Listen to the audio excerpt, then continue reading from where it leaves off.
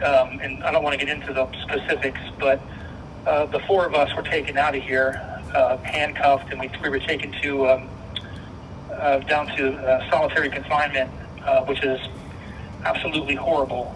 The smells, the water. I couldn't drink the water because it was so disgusting. I just couldn't do it. They kept us down. It was brown. It was smelly. And I need to drink water because when I go to chemotherapy, which I did that Wednesday, this incident happened on a Monday. I went to chemotherapy on Wednesday. And when I came back Thursday night, I got severely ill. And Friday, I couldn't stand up. I couldn't eat. I was throwing up. I was very sick. There was no nurse. There was no medical anything. So Ronald McAbee called for the guard to come help me. They came and got me, called medical, took me up to the medical ward. They didn't do anything for me. No vitals, no nothing. They did nothing for me. And they put me in a suicide watch cell with just a cement bed in the middle of the room and a light. They left the light on all night long and left me there for 36 hours without checking on me. That's torture. I swear I thought I was going to die. I'm not lying. I'm a strong man. I'm a Marine. But I thought I was going to die that night. Then that evening around, I think it was like 9:30, 10 o'clock, I was banging on the door because I couldn't take it anymore. They came and took me out and talked to the doctor, a different doctor who was on duty. Took me down, wanted to take me back to my cell with no medical treatment still. Took me back to South 1, which is a solitary confinement. Went into the cell, and I still couldn't eat. I couldn't drink. That Monday, I had to go to the emergency room at the VA in DC because I couldn't stand up, and I was weak, and I thought I was going to die. So they took me there. They gave me an IV solution of a liter IV, which really helped me feel much better. The whole time I was there, the guard was complaining that she didn't want to be there. They brought me back, put me back in the cell, and that's where I've been. I mean, it's horrible. It's unconscionable. I can't imagine anybody with any kind of love for the human beings to treat people like that. It's unbelievable. It's unconscionable. But it seems like in here it's par for the course. That's how we get treated. And I honestly, truly think that they wanted to kill me that night, or the whole time I was in there, because in the daytime it was quiet. At nighttime it was loud. They had the music. The guards had the music playing really loud. It was boisterous. You couldn't sleep, so I had sleep deprivation. I mean, it was horrible. It was horrible. So sorry that happened to you. I'm glad you're back, and I hope you gain a little bit of strength every day. We pray for you every single night. I appreciate that so much. I do talk to people when I was in there. I talked to William Rivers. I want to give them a shout out. Linda Collins, Sarah McAbee. Those people were an inspiration for me. They gave me prayers and quotes from the Bible, which helped me.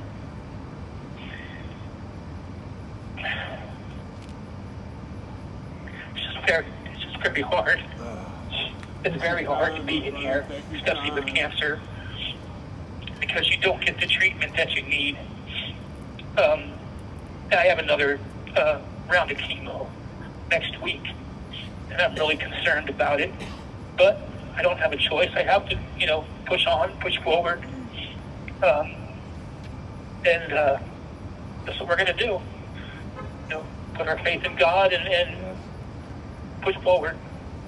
Well, you're on the hearts and minds of American people. You have everybody out here praying for you, and we hope you gain strength and feel the love of the American people. Thank you. Thank you so much. I'm sorry for all the things you guys are going through. It's just terrible. The whole thing, the whole thing. Also, the three gentlemen that were with me have all been transferred, except me.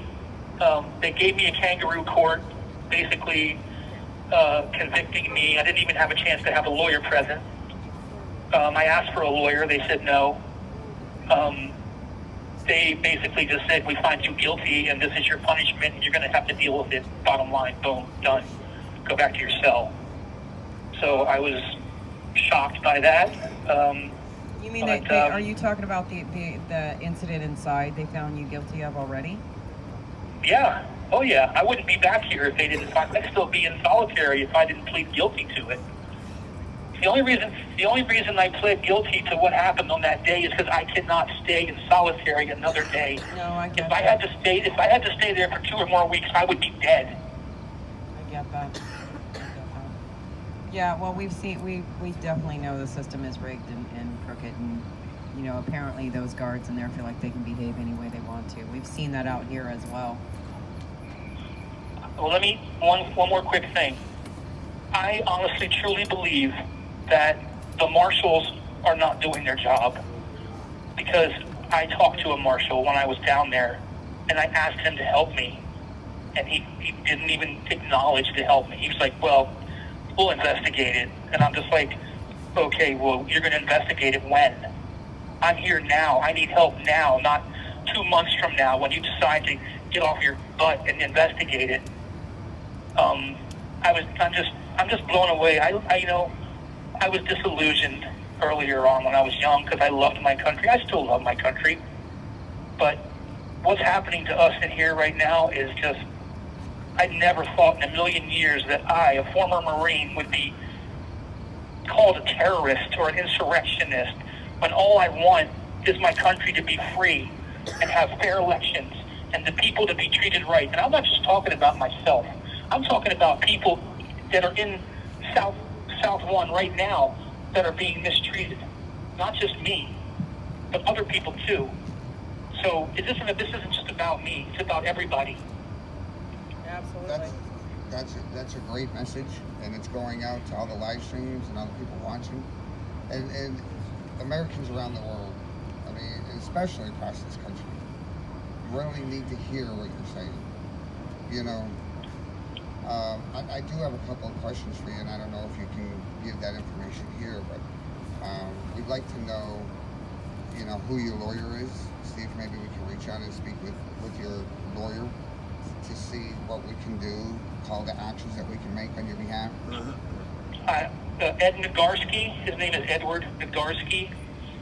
I have a hearing on Tuesday with my judge about my case, my January 6th case. Will that be in person? I'm not sure. It might be, it's probably not in person. It's probably going to be Zoom. Okay. We'll definitely be tuning in. If it is in person, we'll definitely be at the courthouse. But yeah, absolutely. And I'll try to reach out and have a conversation with the lawyer. Also, is there any way that you could give us the name of the doctor that's working with you in there? Well, the doctor that I do respect in here, who has been helping me, her name is Dr. Tony, Mrs. Tony. She's a wonderful doctor. She's been through chemo herself, and she helps me a lot. But I wasn't privy to her when I was in South 1. I had a different doctor. It's a different part of the building. So I kept asking for her. I was basically in tears. I was in so much pain. I was asking for her by name. I said, please, could you get Dr. Tony down here, please? And they would not do it. They would not do it. Wow. Well, we're going to look into it, see what we can do from out here to try to draw attention to this and, really try to get on the horn, put a call to action out. When a lot of this first happened, the incident happened on Labor Day, there's an overwhelming outpouring of support, reaching out to the marshals, lodging complaints, and we'd like to do that where we can, but we really need to kind of pinpoint what it is that we can do from the outside to put pressure on the situation. When I talked to, I'm sorry to interrupt you, but when I did have a conversation with the marshal when I was in South One. We were talking to him, and I said to him, I said, "Sir, I think this is unconstitutional, that we're detainees and we're being held in solitary confinement." And he said, "You know what, you're right." So he knows we're right. He agreed with me. And that goes to the very heart and soul of this, that it's all political.